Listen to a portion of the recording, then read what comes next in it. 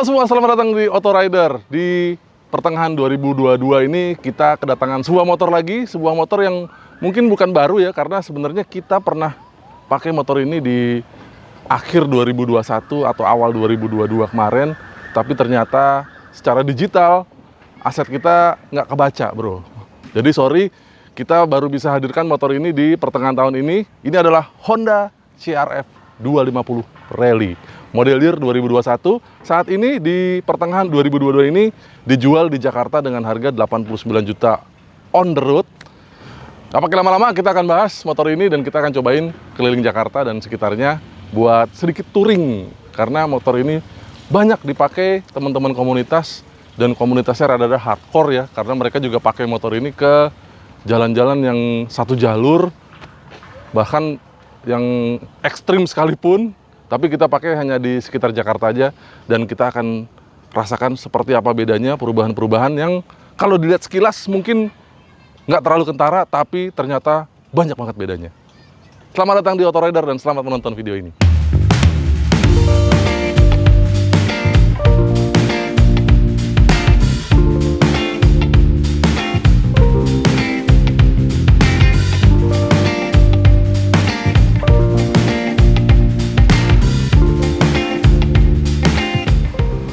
Kita ngomong secara desain dulu, walaupun kalau dilihat sekilas dia nggak terlalu banyak perubahan dibanding model sebelumnya, tetapi ternyata kalau diperhatikan secara detail lagi, wow, ternyata banyak sekali perubahan yang dilakukan Honda pada CR-V 250 Rally ini. Dia semakin compact, tapi juga semakin bertenaga, tapi apa ya, motornya jadi sedikit lebih ringan dibanding sebelumnya. Kalau sebelumnya itu 155 kilo, sekarang dipangkas 3 kilo jadi 152 kilo berkat sasis baru dan lengan ayun belakang juga yang katanya baru juga.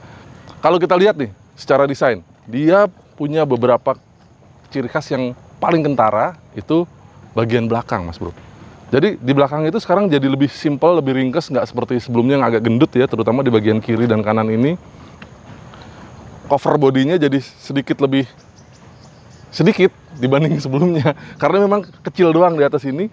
Dan di bagian kiri itu ada toolbox yang juga kecil dibanding sebelumnya yang agak gede ya. Jadi sekarang lebih kelihatan lebih ringkes, lebih di belakang tuh lebih gimana ya, nggak terlalu besar seperti yang lama.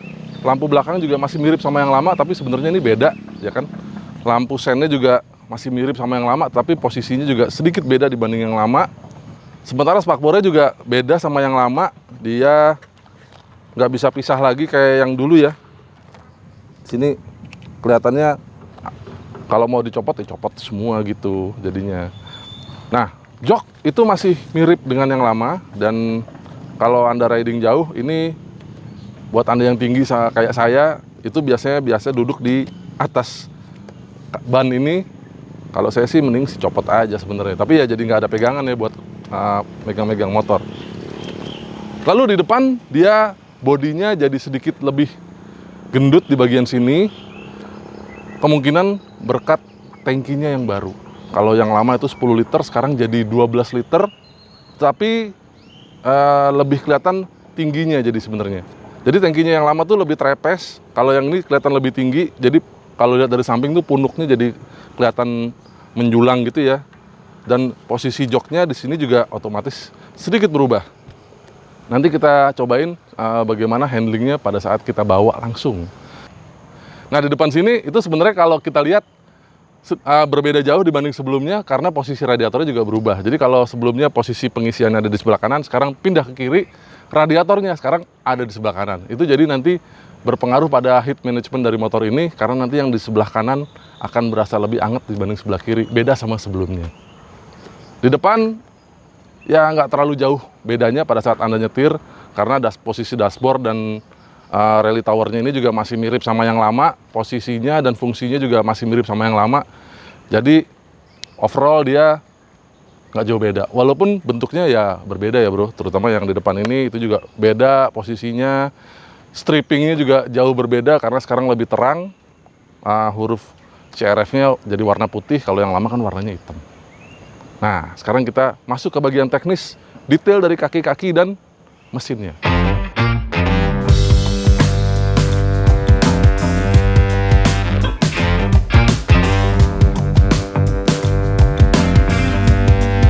Bicara soal kaki-kaki, kelihatannya sih masih mirip lah dengan yang lama ya. Komposisinya masih pakai ban, depan 21, belakang 18. Bannya juga masih mirip dengan yang lama, itu pakai IRC.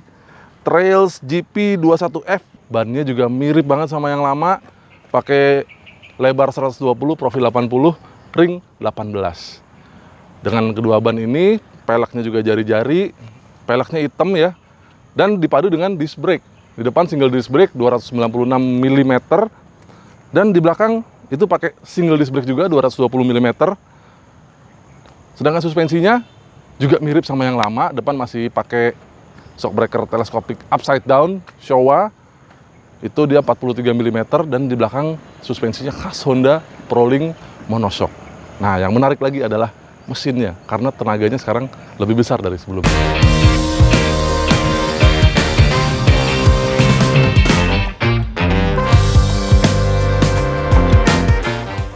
Nah, bagaimana dengan mesinnya? Tapi sebelum mesinnya, kita cobain dulu duduk di atas jok. Motor ini tingginya sama, joknya itu dari tanah 885 cm, tinggi banget. Buat saya aja, kalau sebelum dia nyetel sek ya, itu saya sedikit menekuk kaki saya, tinggi saya 185 cm, dan dengan demikian dia punya ground clearance sekitar 270-an mm.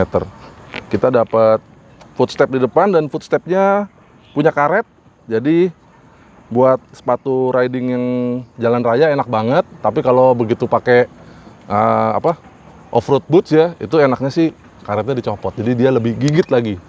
Di belakang dapat footpack aluminium, langsung nempel ke rangka. Dan sekarang kita lihat mesinnya, karena dia punya pembaruan lumayan banyak.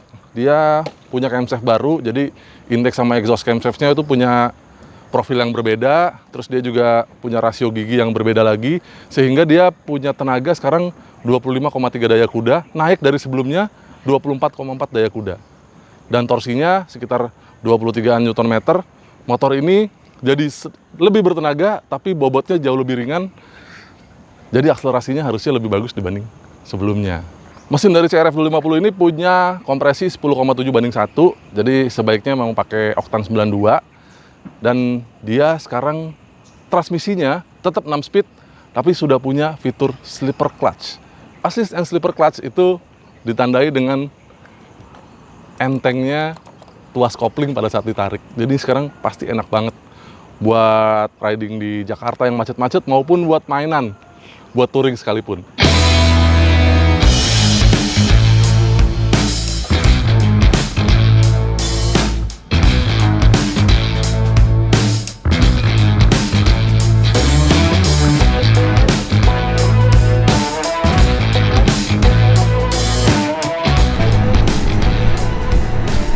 Impresi pertama dengan CRF 250 Rally yang baru ini, harus diakui dia punya posisi riding yang masih mirip dengan sebelumnya.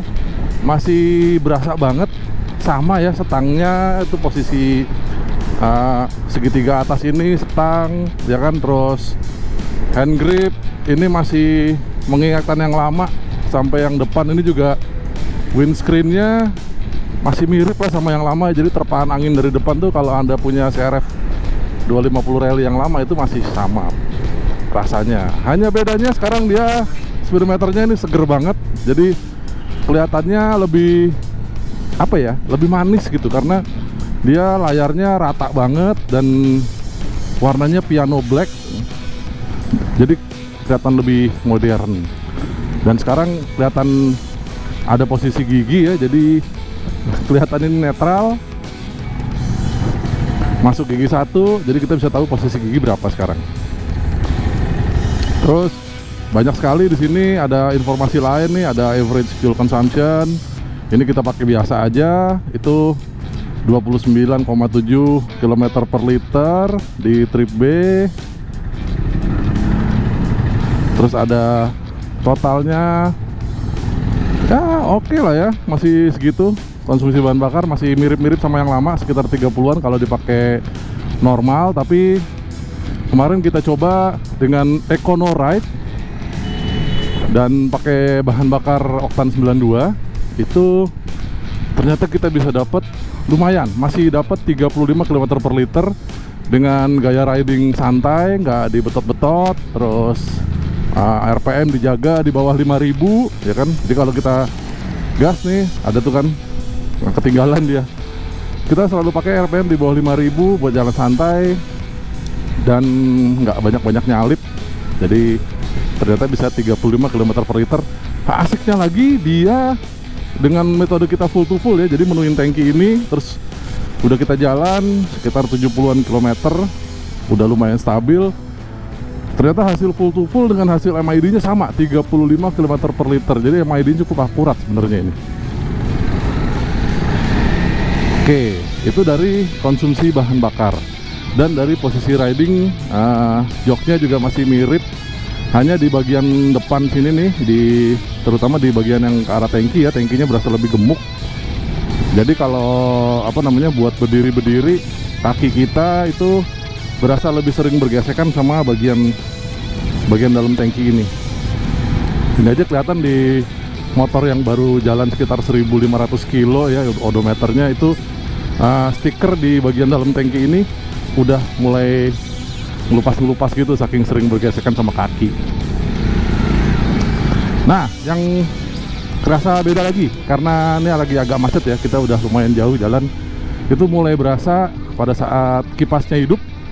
Sebelumnya kan radiator di sebelah kiri, sekarang dia ada di sebelah kanan. Jadi berasa panasnya tuh bener-bener di sebelah kanan aja. Jadi sebelah kirinya udah nggak terlalu panas ya. Sekarang berasanya di sebelah kanan. Kalau buat jalan seperti ini kita nggak terlalu berasa sih panasnya. Tapi kalau macet banget ya, macetnya sampai diem gitu, ini kanan berasa panasnya lumayan. Karena ternyata dia kan di sebelah kanan juga selain ada radiator juga ada knalpot ya, itu berasa panas banget. Apalagi buat penumpang ya, yang bonceng nih di belakang, itu di bagian footstep sebelah kanan, itu rasanya panas banget kaki. Karena selain ada knalpot di bawah footstep, juga dihembus sama udara dari kipas radiator. Kipas radiatornya kayaknya lebih gede ini, jadi harusnya pendinginannya lebih maksimal di mesin. Sayangnya di sini nggak ada indikator suhu, hanya ada indikator pada saat overheat aja, lampunya merah. Tapi impresi ridingnya motor ini panasnya sekarang di kanan bro. Tapi ya itu, kalau macet banget aja bro, rasanya berasa agak menyengat. Tapi kalau udah jalan begini, walaupun jalan pelan, dia udah kena hembusan angin dari depan, moderat lah, wajar lah. Motor 250 cc, agak panas mesinnya, wajar lah ya.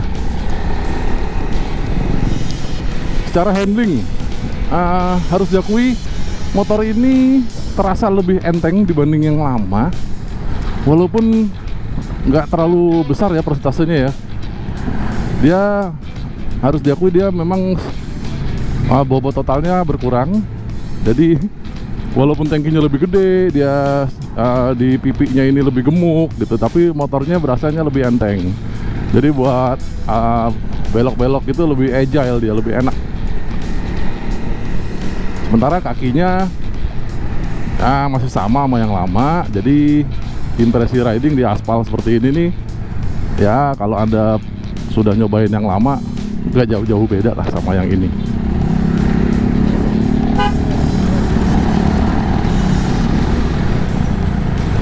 Kita lanjutin dulu deh perjalanan menuju arah agak-agak luar kota Jakarta, biar dapat jalanan agak lurus. Nanti kita cobain performanya seperti apa, akselerasi, dan kita cobain sedikit di jalanan yang agak-agak rusak.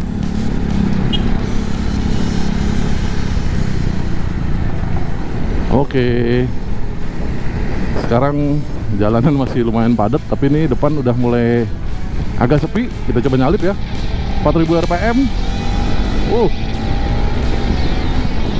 Tarikannya, motor ini mesinnya naik tenaga sama torsinya, walaupun nggak jauh ya, tapi ternyata dia terasanya emang padat di putaran bawah. Kalau sebelumnya kan mungkin kita mesti agak-agak ngumpulin dulu gitu ya, di atas 5000 baru agak-agak nyalak gitu. Sekarang di bawah 5000 pun udah mulai terasa padat torsinya. Jadi buat riding santai seperti ini, Tarikannya enak. Enak. Begitu di atas 5.000 dikit, kabur. Oke, nyalip lagi. Enak banget main antara 5.000 sampai 7.000. Respon mesinnya enak banget, padat banget. Nah, ini ketemu jalan keriting, cobain. Suspensinya memang luar biasa. CRF Rally ini enak banget, suspensinya empuk banget di depan dan di belakang. Dan sekarang kalau lihat di belakang ya, dia posisi setelan prabebannya itu jadi lebih mudah diakses buat muter spanner. Jadi kalau yang lama kan harus motor dimiringin banget gitu. Kalau sekarang sih kayaknya space-nya karena dengan bodi yang baru ya, itu kelihatan agak lebar. Jadi bisa motor standar aja, distandarin aja itu Anda bisa muter-muter spanner, kayaknya lebih mudah gitu kalau mau mengubah setelan suspensi belakang. Jadi buat riding santai begini, tenaganya sudah melimpah dari RPM bawah. Berasa banget karena ada perubahan di mesin ya, dan bobotnya juga turun. Jadi secara power to weight ratio motor ini lebih bagus dibanding yang lama.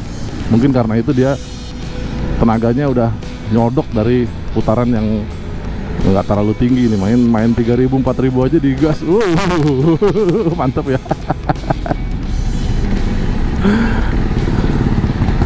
Ayo kita gas lagi deh.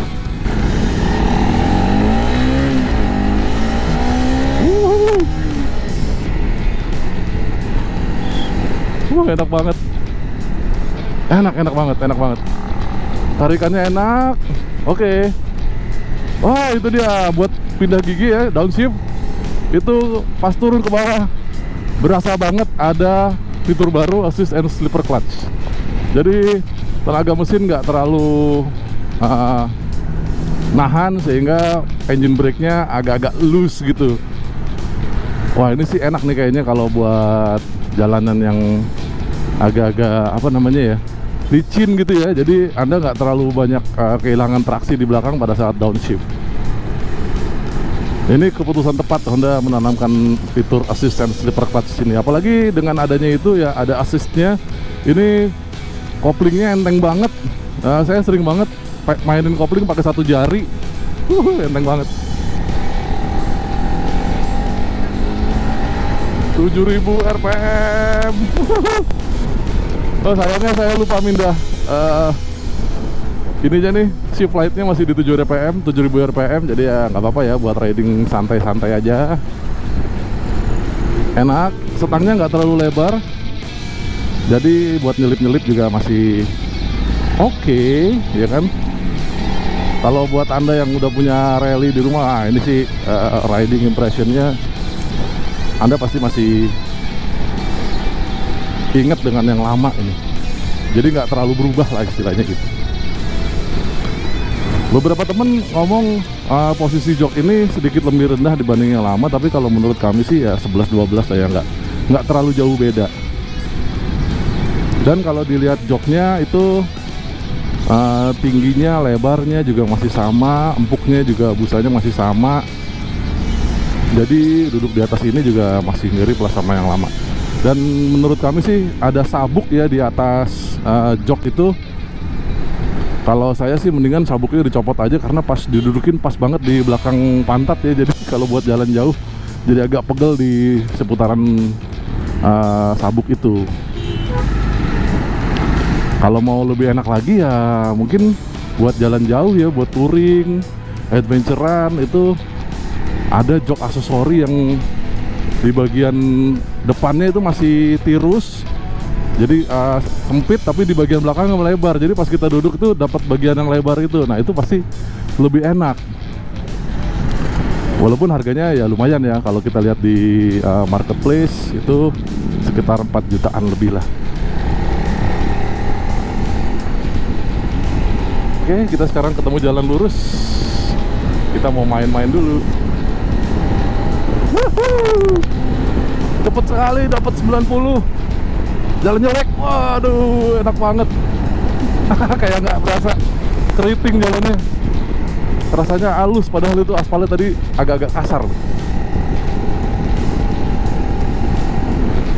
Suspensinya masih lembut ya, seperti yang lama, nyut. Jadi nggak terlalu bikin capek karena ayunan suspensinya empuk banget. Ciri khas itu rally itu masih dipertahankan Honda di sini dengan suspensinya. Ya, ketemu macet lagi. Oke, kita ketemu di tempat yang lebih sepi nanti. Oke? Haha, mulai agak sepi nih. Udah sedikit bisa merasakan performanya. Enak banget tarikannya. Tahu-tahu sudah hampir 90 km per jam. Oke, kita sudah melakukan pengukuran akselerasi terhadap CRF 250 Rally ini, dan hasil dari rekaman di Restlogic Performance Box kita bisa dapat akselerasi 0 sampai 100 km per jam itu dalam waktu sekitar 11 detik. Itu cukup kuat ya tarikannya ya. Walaupun untuk motor 250 cc emang bukan kelasnya motor-motor fairing yang mungkin bisa di bawah 10 detik ya, tapi buat sebuah motor adventure tarikannya sih kuat lah ini. Buat nyalip-nyalip, buat nanjak, ini lebih dari cukup. Apalagi paduan suspensinya. Itu posisi tidur tadi yang tinggi itu aja enak banget dilibas. Mantap. Jadi paduan akselerasi dan handling memang buat touring-touringan di aspal gini masih enak banget. Oke riders, itu tadi hasil impresi kami terhadap Honda CRF 250 Rally. Motornya enak, dibuat riding harian, lebih enteng, lebih nimble, torsi bawahnya yang pasti itu jauh lebih enak dibanding sebelumnya. Jadi nggak perlu betot-betot geber-geber gas, dari bawah juga udah ada rasa dorongannya. Apalagi mesinnya 250 cc, dia nggak terlalu irit ya, tapi cukup lah buat jalan-jalan. Dan kebetulan pas kita riding juga kondisinya macet banget, jadi otomatis dapat konsumsi bahan bakarnya oke lah, masih tenaganya enak, tarikannya lebih enak dari sebelumnya. Pengaturan panas, nah itu yang kami rasakan sekarang berasa banget di sebelah kanan. Jadi kalau ada pembonceng mungkin lebih berasa lagi di bagian kakinya yang dekat sama kerangka, di dekat footstep itu berasa banget panasnya. Bagaimana menurut Anda? Silahkan tuliskan komentar Anda di bawah. Kami senang mendengar komentar-komentar dari Anda. Dan jangan lupa subscribe ke Autorider jika Anda belum. Dan bagikan teman-teman Anda video ini melalui tombol share di bawah. Main-main juga ke website kami www.autorider.com dan juga Instagram kami di @autorider.com. Sampai jumpa di video kami yang lain. Dadah!